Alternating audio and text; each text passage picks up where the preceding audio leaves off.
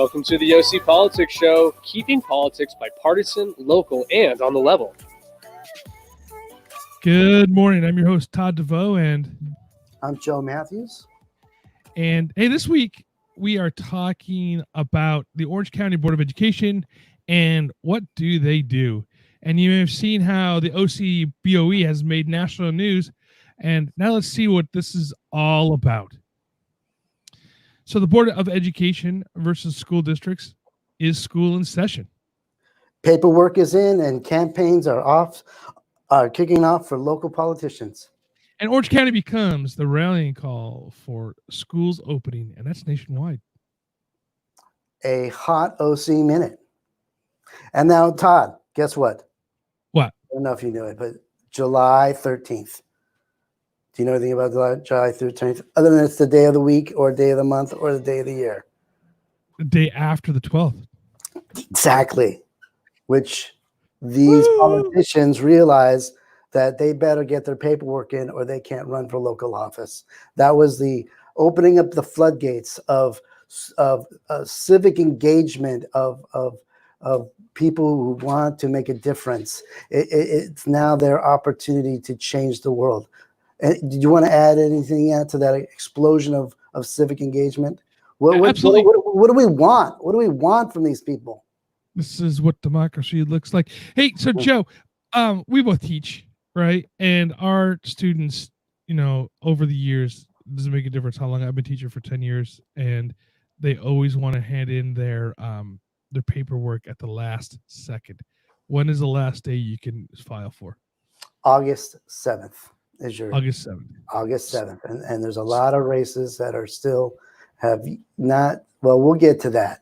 But let's just say that there's a few that are already determined, like the congressional races. We already know who's fighting who. But this is war season, and this is the same ballot that the Trump, Biden will and Jorgensen will be on come fall. So a lot of attention, a lot of people will be voting here.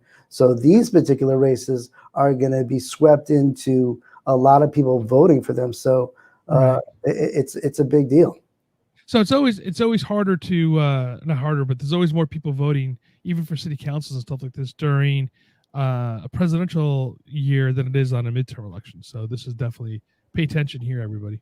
Yeah. Well, let's start off with our congressional.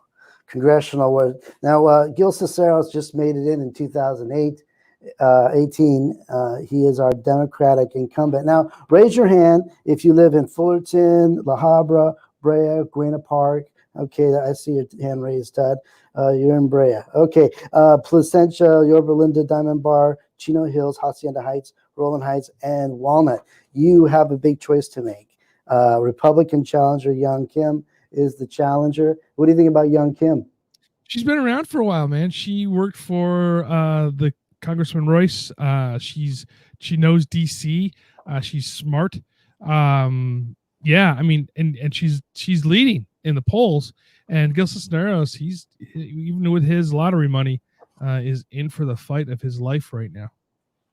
Okay, now let's move on to Congressional District 45. We all know it's Katie Porter. She's been a Democrat there. She's the incumbent, and she's going to be facing Republican Greg Rath. Now, Greg is the Mission Viejo City Council member. And if you live in Irvine, Tustin, North Tustin, Villa Park, Laguna Hills, Lake Forest, Rancho Santa Margarita, and parts of Anaheim, Orange, Laguna Woods, Mission Viejo, and the Laguna Niguel. That is the Congressional District of 45. So this is going to be an interesting race. Katie Porter owns the Hill right now. She is just dominating on those House committees, making people accountable for their actions, and it's fun to watch. She's a very strong, powerful woman that I like, but I can't officially say I like, right? Because we're not supposed to be picking a side, but I choose to like her. You can like her, Joe, but you can't vote for her. Okay, all right, yeah, I can't vote for her. Exactly. But she's from UCI. She was a professor at UCI. However, Greg Rath is a former Marine fighter pilot, and So there's some. He's got a lot of juice still down in South Orange County. I think he's going to give Katie a run for her money. That's again, it's interesting. These freshmen congressmen and women, they are easy, not easy. This is the time to get picked off. Well, once they've been there for one time around, you can get picked off. If they're there for 2-3 a year, then they're pretty much entrenched. But I think again, Katie Porter is not a shoo-in for. I don't know what the polls look like, but she's not a shoo-in for that spot. Well, I don't want to get into the polls today just because we have a little time before we get closer to that. And polls change all the time. Okay, 49 Congressional District, Mike Levin. He is the Democratic incumbent facing Brian Marriott. And that includes Riverside, Vista, Carlsbad, Encinitas, small portions of Camp Pendleton and San Juan Capistrano. So any thoughts about that, Rice, there? I've met Mike Levin. He's a nice guy. I don't know anything about the challenger on this one. But yeah, I mean, again, he's a freshman, so he's vulnerable, but he hasn't really, I haven't heard much from him since he got elected. All right, moving right along, 49th Congressional District. This is going to be a hot one. Costa Mesa, Fountain Valley, Huntington Beach, Newport Beach, Laguna Niguel, Seal Beach, and parts of Garden Grove, Mid-City, Aliso Viejo, Santa Ana, and Westminster. This is going to be Democratic incumbent Harley Rhoda versus Republican County Supervisor Michelle Steele. So any thoughts on that? Yeah, that was an interesting race last time around. Very, very close for Harley to pull it off.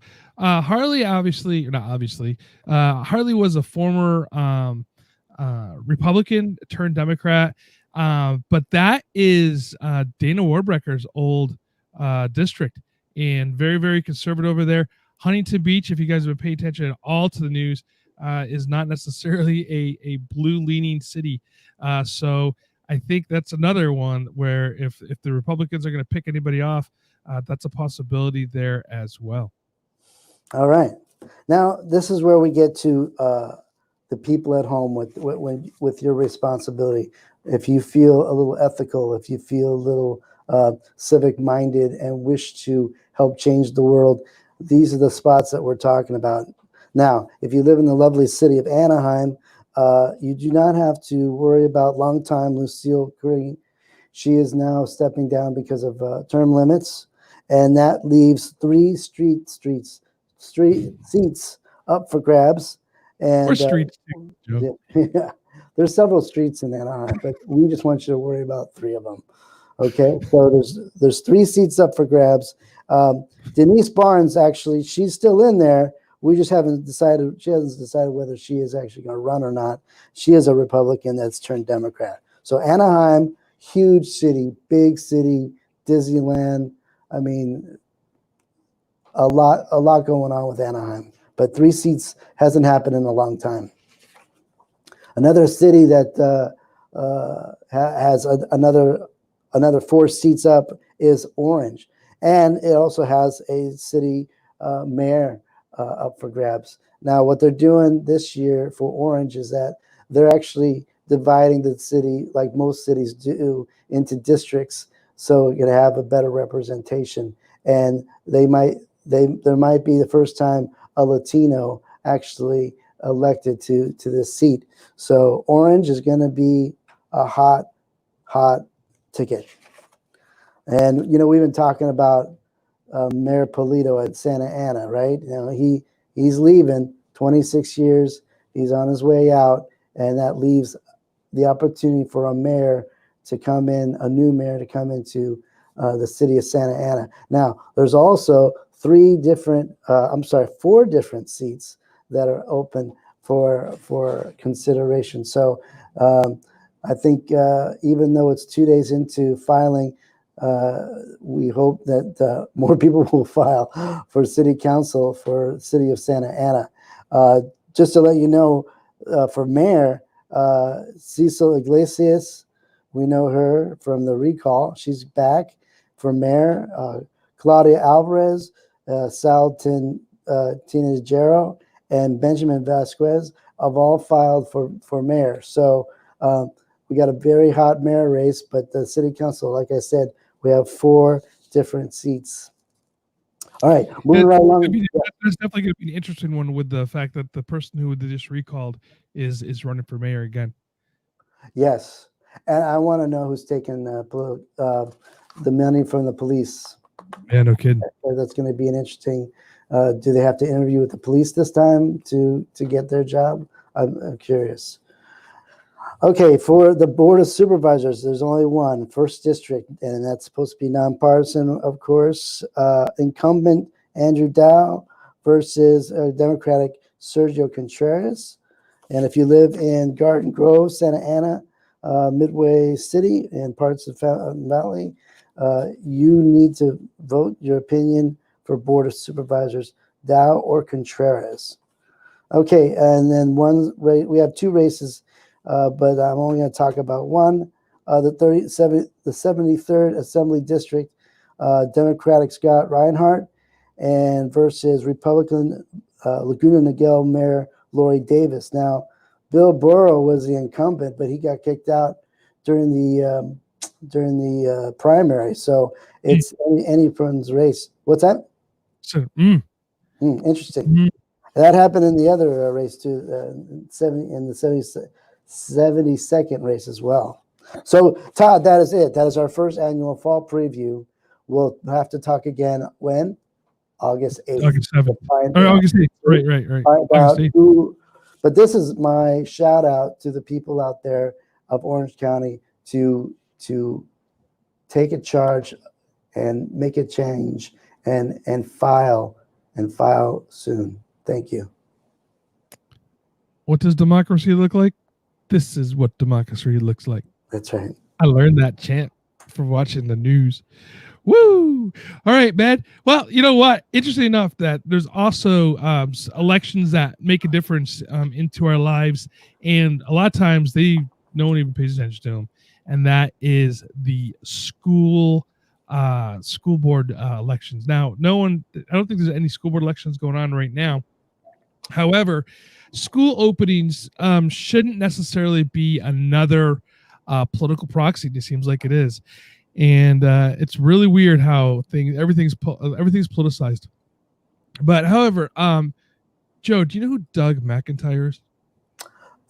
He's a writer.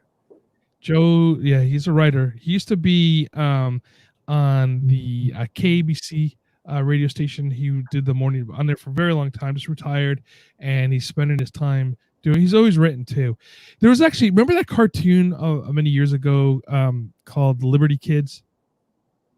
Yeah, he was the writer and for that show as well. So he's a very he's a writer. He's from New York City originally. He's a historian. He's a great guy. I love listening to him, but I like reading him too. And he has this piece here that it's gonna be in our show notes. And he starts off with saying January 1st, there's no Tournament of Roses parade, and it says to welcome in the new year. No marching band, no Rose Queen, no Grand Marshal waving on the float crawling down Colorado Boulevard. 2021 has tested positive for 2020.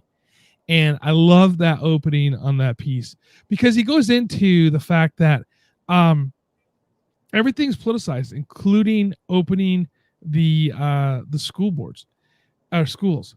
And, is it, the teachers union in LA City or LA County, I guess, or the the Unified School District in LA, the UTLA, they're talking about like why they don't think that schools should reopen and just general. But it's interesting that not only did they say, hey, this is for safety, and I understand some of the concerns, right? Now, even if kids don't get sick, right? They could be carriers, and these are carriers. Anybody who's had a child ever realizes that when they go to daycare, then when they go to preschool, and when they go to kindergarten, you will get sick with everything that hits that school, right? So they do bring stuff back. So, but I understand the teachers are concerned because obviously some of them are older. They, like us, our age, right? I'm 50 years old, can catch it. So I understand their concern. However, why do they add in all these other political things, such as like defund the police or get rid of charter schools because of COVID? These things don't make sense to me. Why the teachers unions are picking up on those things as well, So, but let's go back to the school board. So the Orange County board came out. Now, there's two different things. There's your school board, which is your local school board, and there's the Orange County Board of Education, which really doesn't have any power necessarily over individual school districts. They can do recommendations. They do some. They've created a place where like human resources things are all taken care of, things like that for all the schools, such as payroll and things like this. But they're really not a super powerful board of education, if you will. Each district has their own thing, and so the Orange County School Board, like we spoke about last week, came out and said, "Hey, we're not going to force anybody to wear masks. We don't think that you necessarily need to do social distancing." And it was sort of a weird vote thrown out there. They have their reasons why they did it, but each school district could do their own thing. So I want to say, and maybe Joe, you can correct me, please, if I'm wrong. Santa Ana's not reopening, right? Right. Okay, and it looks like Anaheim is doing their own thing. Irvine hasn't weighed in yet on what they're doing. Those are the big districts around. So each school district kind of doing their own thing. Go ahead. Interesting. The school board is now responsible for OSHA, the School for the Arts. So it was a big controversy. And I just got an email saying my kids are all going to be taking their classes online next semester. And so that's what's funny is that particular board decided not to have mask and protective, but yet my school, which is under their jurisdiction, will not be attending schools. And that's and I think that's my point about the Board of Education. They can say what they want to say, but there's not a lot of juice behind what they're saying. It's interesting too that going to the federal side of it, where Donald Trump is saying, "Hey, we're not going to fund local schools if they don't open up," which actually, if you don't put the politics on top of it, kind of makes sense, because if they're not opening, what's the money going for, right? So if you're going to redivert the money back to schools that are open, it actually makes financial sense, right? I know that the school boards, I know schools probably don't agree with me when I'm saying this, but it's like, why would you give money to something that's that's not operating at this point? So, I'm sure it's more political than that, but I mean, that just on the money side of it just makes sense to me. But this is the thing, and this is where it gets political, if you will, that more blue cities and blue states, because they're mostly densely populated, because these are more your urban areas and stuff, aren't reopening due to the fact that they're more densely populated. Where at the red states, where you have a school of 500 people or whatever, you could social distance it all day long. So they're reopening. So I just it's interesting to see how everything, even up to reopening a school, has become uber political, left, right.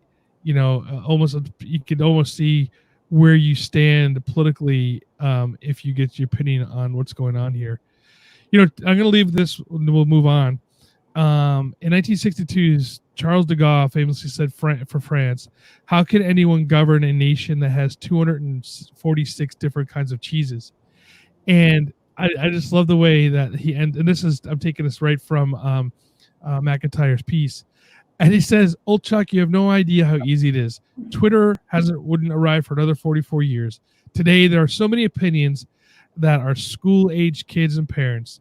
Because of the confusion up and down our political pyramid, conflicting and contradictory policies are being paraded out while science struggles to separate the truth from the quackery on the virus without a vaccine.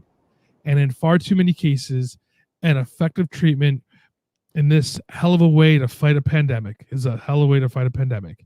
And absolutely true. And it goes through that there is so much stuff, there's so much inconsistency of policies from the federal government down to the local government. There's people are, challenging science, if you will. And I don't know. I don't know what the answer is, Joe. What's the answer? I'm just glad I'm going to have my kids with me. If you're a parent, you're going to have your kids close to you, whether they're safe and you don't have to take any chances. To me, it's not a hard decision, but I know that's inconveniencing a lot of other parents that just simply can't afford to do that. But I don't know. It's tough. It's a tough call. Well, Michael chimes in, says the state education also have funding hook, right? So the State Board of Education does also have a funding hook, and the director from the governor's order of guidance. No, you're absolutely right, Michael. They do have a funding hook, and I mean, like they all right, and it's all pushed down. I mean, here's the thing, and I'm wondering how they're gonna reformulate this. As Joe, this, that they pay schools based upon, as we used to say, meat in the seat, your average daily attendance, right? That's why like truancy laws and stuff like that are very important, because you need to have kids in the classroom sitting down, checking in, and you get paid. As a matter of fact, some schools, they'll fine you if you take your kid out of school for vacation. There was a school district that was charging you $50 a day if you wanted to take your kid out of school for family vacation, if it wasn't a sanctioned school vacation.